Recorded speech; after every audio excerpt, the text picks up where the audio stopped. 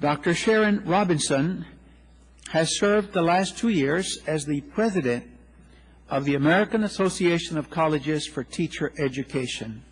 She was formerly president of the Educational Testing Services Educational Policy Leadership Institute, as well as a senior vice president and chief operating officer at ETS.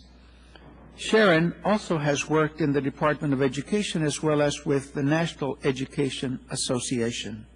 She is a PhD graduate from the University of Kentucky and has completed the renowned Harvard Business School Advanced Management Program. Thank you for being with us. Good morning, Mr. Chairman and members of the subcommittee. Thank you so much for the opportunity to testify before you today. I represent the American Association of Colleges for Teacher Education. Our members are 800 schools and colleges of education in all the states of the nation. In my written testimony, I described 3 myths about schools of education that I am hoping to dispel. Myth number 1 holds that teacher candidates leaving the academy are weak in content knowledge. Myth number 2 states that schools of education are ivory towers divorced from the realities of the pre-K-12 classrooms, producing teachers who are unprepared for today's realities in the classroom. Myth number 3, my personal favorite, suggests that schools of education reject accountability.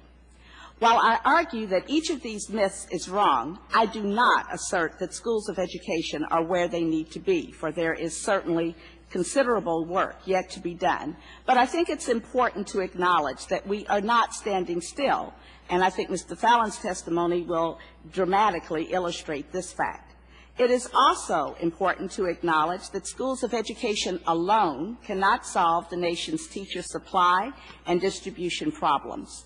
Federal incentives are needed to support able candidates in becoming well-prepared and to distribute these well-prepared teachers to the schools where they are most needed.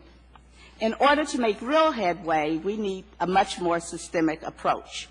One such approach was recently developed by my colleague, Linda Darling-Hammond. It is called the Marshall Plan for Teaching. This bold plan is reflected in Chairman Miller's recently introduced Teacher Act, which includes many of the features of the Marshall Plan for Teaching.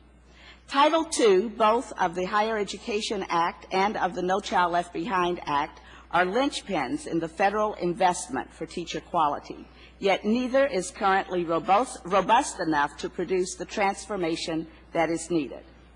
The purpose of Title II of the Higher Ed Act is to transform teacher education so that it is rigorous and accountable. I am pleased to report that transformation is underway, but that which was envisioned by the law, systemic and comprehensive, has not occurred. Worthy efforts are too few and unsustained given the minimal and uncertain $60 million federal investment. Title II of the Higher Education Act was envisioned as a $3 million program. It has never been funded at that level, and every year funds seem to dwindle. In summary, our reauthorization recommendation for Title II of the Higher Education Act include a targeted investment in data systems for program improvement and accountability, partnerships focused on clinical development to produce expertise in teaching diverse learners, a new teaching fellowship program such as a service scholarship program, and a revision of the pass rate requirements.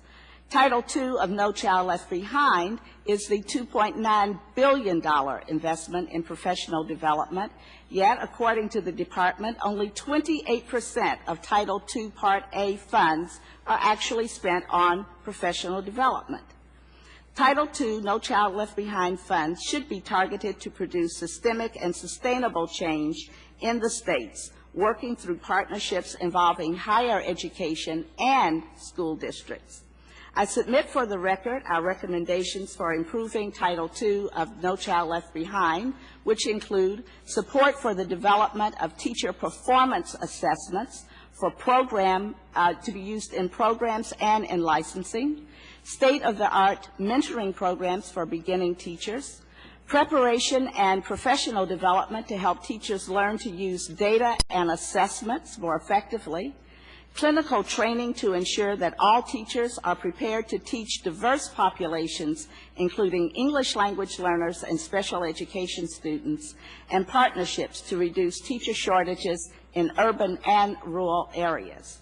The relationship between higher education and pre-K-12 schools has changed dramatically in the last decade, resulting in ongoing relationships that promote innovation, leading to improved instructional practice in both the academy and the nation's classrooms.